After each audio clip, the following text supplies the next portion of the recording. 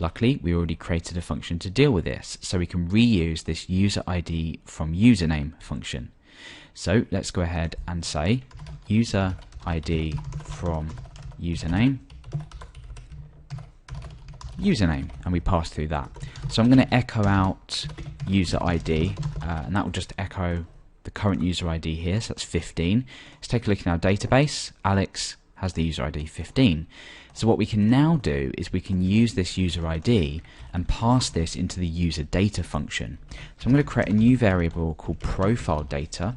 Just move these along so we can keep everything nice and tidy.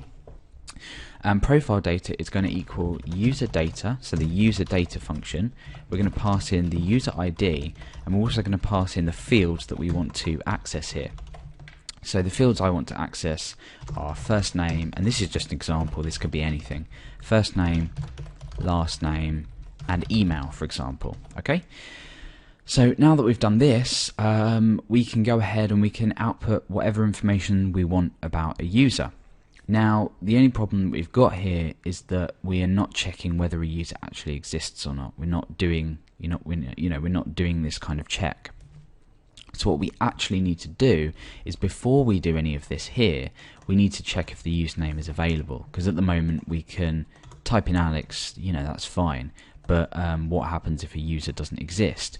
For example, Alex1, and we get this error here. Okay, that's from our user underscore data function. So we need to perform a check whether the user actually exists or not. So I'm going to say if something, then if something, then do all of this.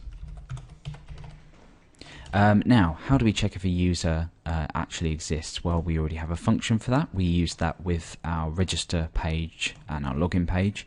So if we scroll up, we've got this user exists function here. We just pass in a username and it returns either true or false. So let's go ahead and use this. So user exists username.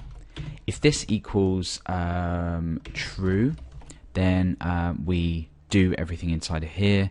Otherwise, we can just say something like and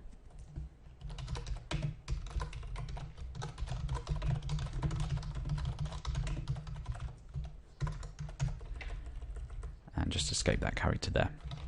Okay, so let's give this a whirl. I'm going to type in Alex, nothing comes up because we're not doing anything. Type in Alex1, sorry, that user doesn't exist. So that's fair enough. I'm going to leave it at this because there's probably a million ways you can make this look a lot nicer. You could redirect your user somewhere or whatever. But for now, let's go back and focus on actually outputting some information. So here what I'm going to do is I'm going to break out of PHP and back into PHP. Now this is a little messy because what we're doing is we've got output here in the middle of our logic. So we've got all of our logic down here and our output's going to be stuck in the middle.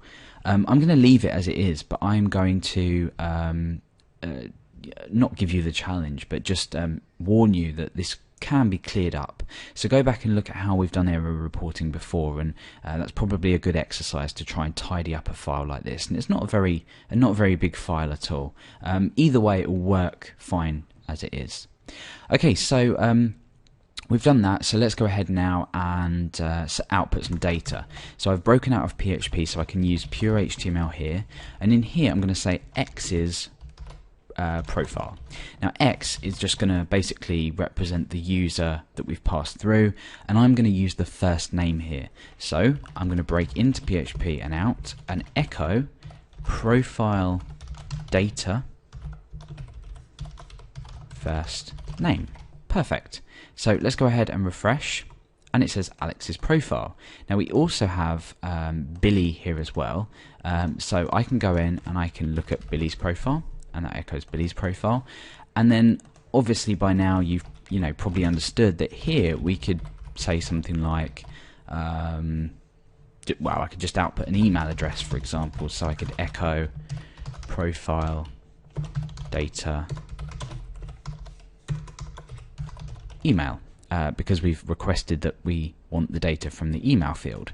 So now it gives us the email address, and again we can go back to Alex here and do the same. So I'm not going to take this any further. I'm going to leave it at that, because it's then easy, very, very easy to go ahead and just output any data that you are storing about your user. So now we'll just finish off with going and opening our includes file, opening up our logged in menu widget, and let's go ahead and add a link in for the user themselves to access their own profile. So I'm going to go ahead and just copy this. I'm going to go ahead and paste this underneath here, and I'm going to say profile. Just in here, what do we do? We can say / and then we want the username in here. So how do we access the user's name? Well, let's go to init.php. You can see that the user data variable holds the username. We've already dealt with this, so you should be familiar. So username here. So what we can do is we can say, and we're doing this here, by the way, user data first name, but obviously it's the username that we're passing through. So I'm going to say PHP echo user data username. So now I'm going to go ahead and refresh. Let's go back to the home page. We've got this profile link here. If you look at the bottom left hand corner of my browser, you can see localhost / Alex. That's obviously not what we want. We want, I think, without the / would be better. There we go. So we've got bottom left hand corner again, we've got localhost / LR / Alex. So I click on that and it takes me to my profile. So yeah, that's about it. That is how we would go ahead and output profile contents. As you can see, we've done this extremely easily because we already have the majority of functions in place, well, all of the functions in this case, to actually grab the data that we need. And the only difference that we've made is we've created this htaccess file, which has allowed us to rewrite the URL.